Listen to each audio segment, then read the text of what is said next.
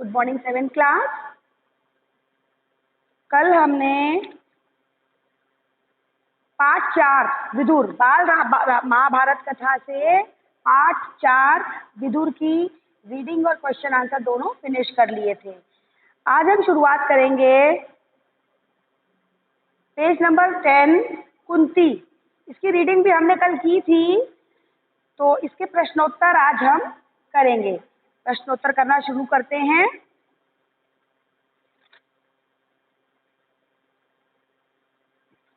सबसे पहले मैं आपको एक बात बताना चाहती हूँ कि कई बार ऐसा होता है, कहानी के बहुत सारे छोटे छोटे घटनाक्रम हैं और उन घटनाक्रमों से कभी कभी अगर आपने उस कहानी को अच्छे से पढ़ा है, हो सकता है कोई प्रश्न आपको मैंने नहीं लिखाया। एक कहानी से 100 प्रश्न बन रहे हैं, मैंने आपको 80 लिखा है। एक उदाहरण दे रही हूँ। बाकी के 20 प्रश्न आए उसी कहानी से हैं। ठीक है, हिंदी भाषा है, आपको बहुत सरलता से, यदि आपने उस कहानी को बहुत अच्छी तरह से पढ़ा है, उसके तथ्यों को बहुत ध्यान से पढ़ा है, तो आपको कभी कोई परेशानी नहीं आएगी उन 20 ना कराए गए प्रश्नों को हल करने में। हमेशा ध्यान रखें, कहानी वाला क्वेश्चन अगर आपने बहुत अच्छी तरह से, कहानी वाला पार्ट अगर आपने बहुत अच्छी तरह से रीड किया है, उसके तथ्यों को, उसमें आए नामों को, उसमें आए घटनाक्रम को समझा है, सिर्फ उसको कहानी जब हम करते हैं तो सिर्फ हमें उसको समझने की मेहनत करनी है। बाकी के प्रश्न उत्तर आपके उसी कहानी में से आए हैं, आपको अलग से लिखाने की आवश्यकता नहीं है।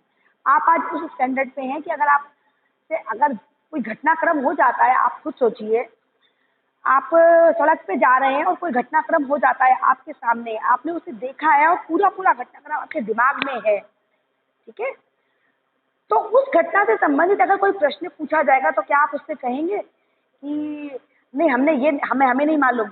आप तुरंत बताएंगे, कहेंगे कि हाँ ये भी हुआ था, ऐसा हुआ था, ठीक है, वहाँ इतने लोग थे कि उन्होंने इस तरह के बातें कर रहे थे, वो लोग इस तरह से बोल रहे थे, बहुत सारे पॉइंट्स आते हैं।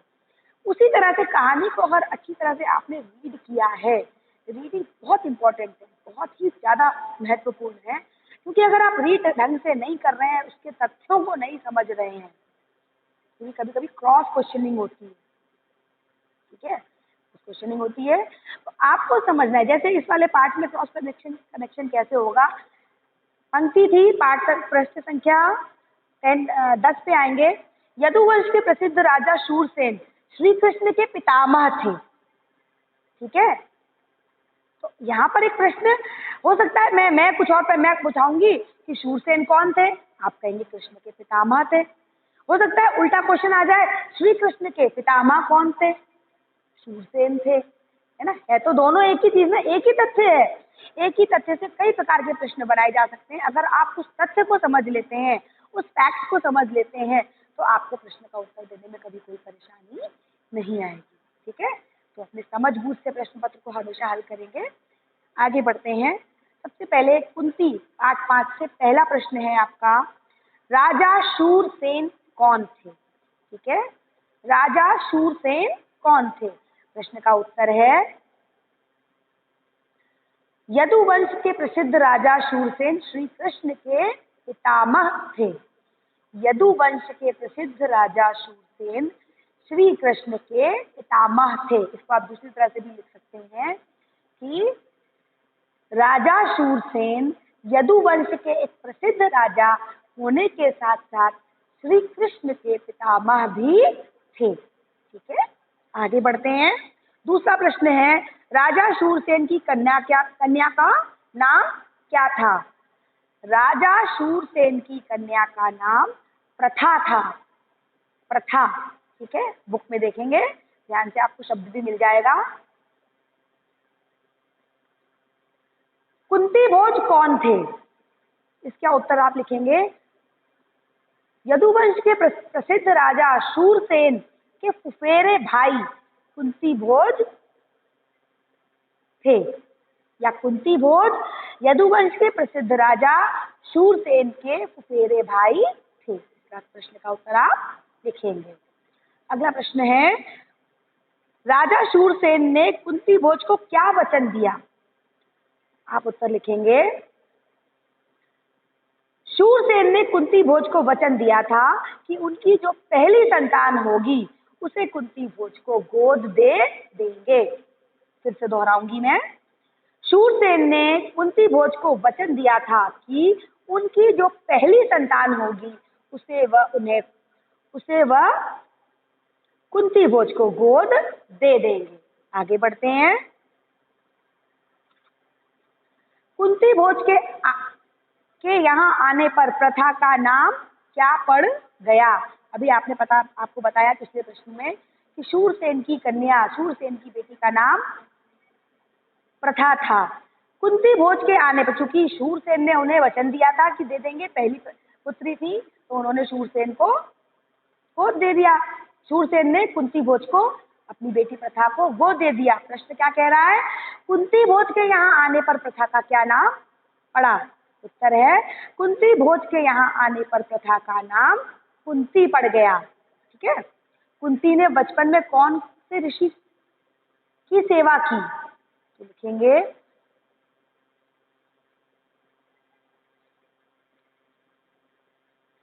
कुंती के बचपन में ऋषि दुर्वासा एक बार कुंती भोज के यहाँ पधारे। कुंती ने 1 वर्ष तक बड़ी ही सावधानी व सहनशीलता के साथ उनकी सेवा शुश्रूषा की। ठीक है, ये इसका उत्तर होगा। प्रश्न क्या था? कुंती ने बचपन में कौन से ऋषि की सेवा की? उत्तर लिखेंगे कुंती के बचपन में ऋषि दुर्वासा एक बार कुंती भोज के यहाँ पधारे। कुंती ने 1 वर्ष तक बड़ी सावधानी एवं सहनशीलता के साथ उनकी सेवा शुश्रूषा की। अगला प्रश्न है, दुर्वासा ऋषि कुंती से क्यों प्रसन्न थे? आप इसका उत्तर लिखेंगे दुर्वासा ऋषि कुंती द्वारा की गई सेवा टहल और सेवा शुश्रूषा से अति प्रसन्न थे। ठीक है, आगे बढ़ते हैं। ऋषि दुर्वासा ने कुंती को क्या वरदान दिया? आप लिखेंगे ऋषि दुर्वासा ने कुंती को वरदान दिया था कि वे किस मंत्र द्वारा किसी भी देवता का आह्वान कर सकती हैं, वह देवता प्रकट होकर उन्हें अपने ही समान तेजस्वी पुत्र प्रदान करेगा। ठीक है, ऋषि दुर्वासा ने कुंती को क्या वचन दिया था? ऋषि दुर्वासा ने कुंती को वचन दिया था कि वे मंत्र द्वारा जिस भी देवता का ध्यान करेंगी वे प्रकट होकर अपने ही समान तेजस्वी पुत्र उन्हें प्रदान करेगा। ठीक है, अगला प्रश्न है, कर्ण कौन थे और उनका पालन पोषण कहाँ हुआ? कर्ण कौन थे और उनका पालन पोषण कौन हुआ?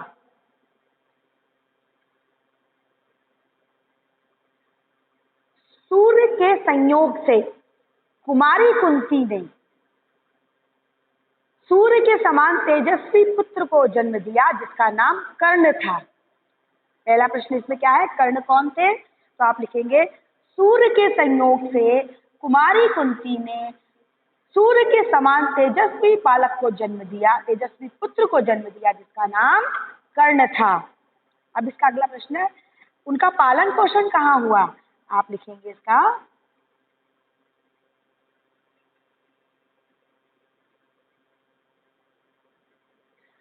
सूर्यपुत्र कर्ण का पालन पोषण एक सारथी जिसका नाम अधीरथ था के यहाँ हुआ। ठीक है, तो आपका उत्तर क्या होगा पूरा?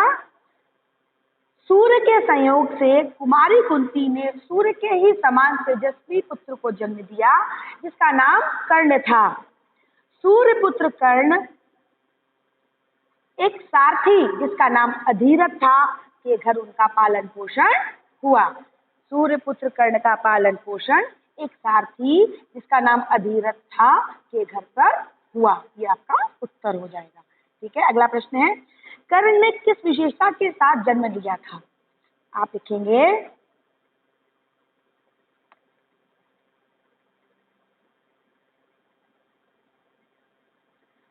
कर्ण ने कवच और सूर्य द्वारा प्रदान किए गए कवच और कुंडल के साथ जन्म लिया था। यही उनकी जन्मजात विशेषता थी। ठीक है, क्या बोलेंगे? कर्ण ने सूर्य द्वारा प्रदान कवच और कुंडल के साथ ही जन्म लिया था। यही उनकी जन्मजात विशेषता थी, या उन्होंने इसी विशेषता के साथ जन्म लिया था। अधीरथ कौन थे? अधीरथ कौन थे? उन्हें पेटी में क्या मिला?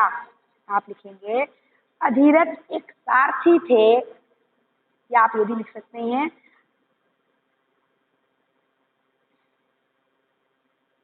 हाँ, अधीरथ जाति से सूत थे, सारथी थे। सूत पुत्र, इसीलिए कर्ण को आपने कहानी पढ़ी हो तो सूत पुत्र कहा जाता है। तो उत्तर में लिखेंगे अधीरथ कौन थे? अधीरथ सारथी थे। अधीरथ एक सारथी थे। उन्हें पेटी में एक बालक सोता हुआ मिला। पेटी में बालक को देखकर अधीरथ की क्या प्रतिक्रिया हुई और क्यों? लिखेंगे पेटी में बालक को देखकर अधीरथ बहुत प्रसन्न हो गए। इसमें दो प्रश्न हैं, क्या प्रतिक्रिया हुई और क्यों? तो पहली प्रतिक्रिया, वो बहुत प्रसन्न हो गए। अब प्रसन्न क्यों हुए, ये प्रतिक्रिया क्यों की? क्योंकि वे निसंतान थे। तो इसका उत्तर लिखेंगे पेटी में बालक को देखकर अधीरथ बहुत प्रसन्न हुए क्योंकि वे निसंतान थे। ठीक है, अधीरथ पेटी में बालक को देखकर बहुत प्रसन्न हुए क्योंकि वे निसंतान थे। अगला प्रश्न है, कुंती का विवाह किसके साथ हुआ?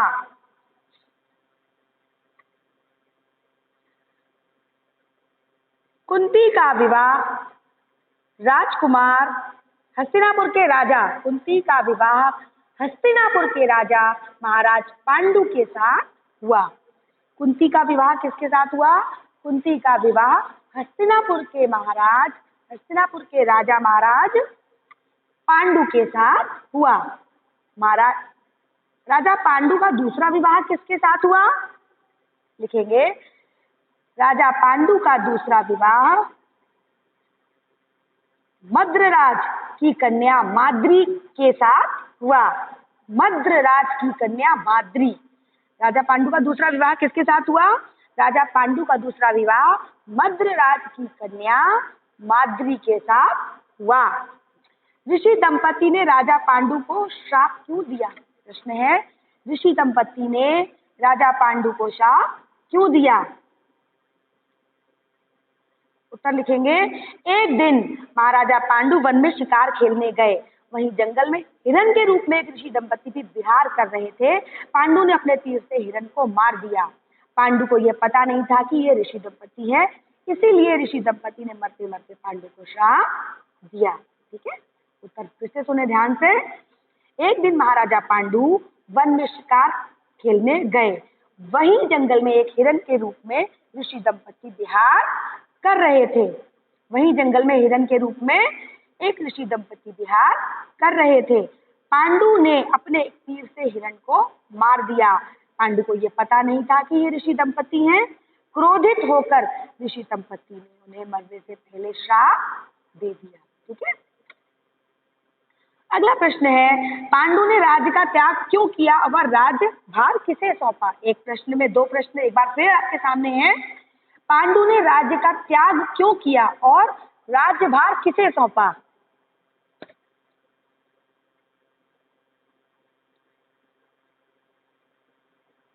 ऋषि के श्राप से पांडु बहुत दुखी हुए। ठीक है, साथ ही अपनी भूल से खिन्न होने के कारण उन्होंने राज्य का त्याग कर दिया। पहले प्रश्न का उत्तर, ऋषि के श्राप से पांडु बहुत दुखी हुए, साथ ही अपनी भूल से खिन्न होने के कारण पश्चाताप के रूप में उन्होंने राज्य का त्याग कर दिया। अगला प्रश्न इसी में जो जुड़ा हुआ प्रश्न था वो क्या कह रहा था कि राज्य का भार उन्होंने जब छोड़ दिया तो किसे सौंपा? आप लिखेंगे भीष्म पितामह तथा विदुर को राज्य का भार सौंपकर वो पत्नियों सहित वन में चले गए। तो यहाँ पे उत्तर पूरा क्या बनेगा? ऋषि के साथ श्राप से पांडु को बड़ा दुख हुआ, साथ ही वह अपनी भूल से बहुत ही खिन्न थे। पश्चाताप करने के लिए उन्होंने राज्य का त्याग कर दिया। भीष्म पितामह तथा विदुर को राज्य का भार सौंपकर वह अपनी पत्नियों के साथ वन में तपस्या करने चले गए। ये आपके पूरे प्रश्न का उत्तर होगा। ठीक है, पांच पांडवों जन्म, हाँ प्रश्न है आपका, 5 पांडवों का जन्म कैसे हुआ कैसे और कहाँ हुआ, वर्णन करो। 5 पांडवों का जन्म कैसे और कहाँ हुआ, वर्णन करो। ठीक है, आप इसका उत्तर लिखेंगे।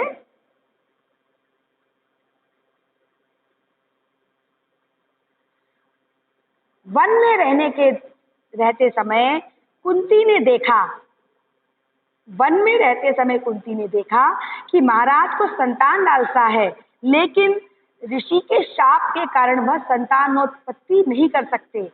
अतः उसने विवाह से पूर्व दुर्वासा ऋषि से पाए वरदानों का पांडु से जिक्र किया। महाराज पांडु के अनुरोध पर कुंती और माद्री ने देवताओं के आशीर्वाद से 5 पांडवों को जन्म दिया।